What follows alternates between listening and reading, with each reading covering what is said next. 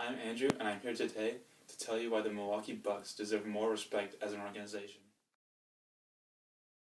In a state where football is the dominant sport, it is easy for the team like the Bucks to take a backseat to the Packers the whole time. But with new ownership, the Bucks have a lot to look forward to. In 1968, the Milwaukee Bucks joined the NBA, and with their first pick overall, they drafted one of the best players ever to play the game, Kareem Abdul-Jabbar. And with a well-built team, in 1971, they won their first ever NBA championship. Ever since then, the Milwaukee Bucks have been known as a mediocre team, and have never been able to make it back to the NBA championship.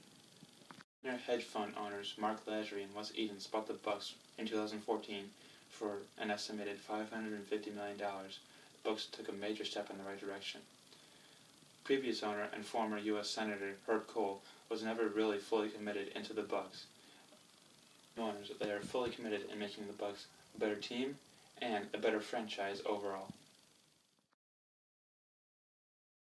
One thing that Herb Kohl was unable to do was build a solid fan base around the team. This was in part due to the old and run-down Bradley Center. The Bradley Center was built in 1988 and was donated by the Pettit family. In its heyday, the Bradley Center was one of the premier arenas in the NBA, but now it is one of the oldest. Herb Kohl was never able to get the city and the state fully committed to building a new arena for the Bucks, often having the NBA threatening to move them to another city. This was something that Herb Kohl would not allow.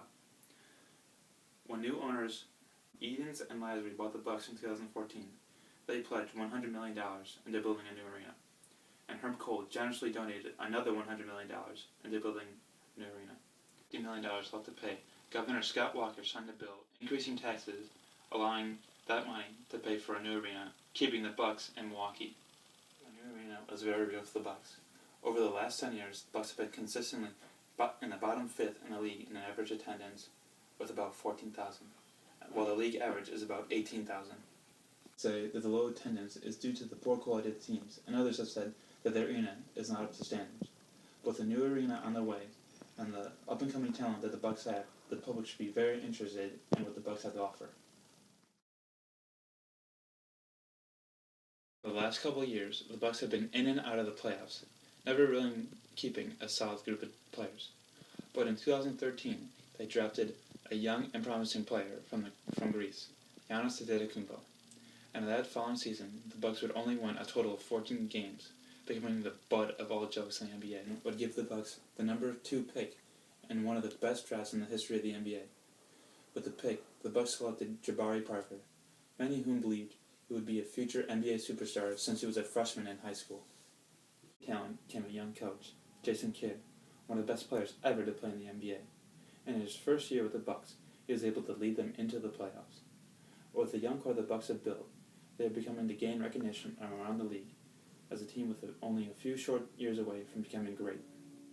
It's definitely bright, and with the rebranding of the team that incorporates colors from the city of Milwaukee, they are definitely getting a lot of fans.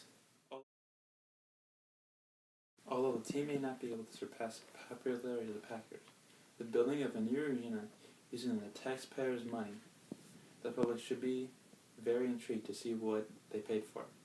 Everyone and anyone should become Bucks fans. A generation of Bucks fans are surely in a very good and exciting part in the future of the Bucks, and you wouldn't want to miss out on the greatness that will definitely come with this young group of players. Give the Bucks a chance as a team, and you won't be disappointed.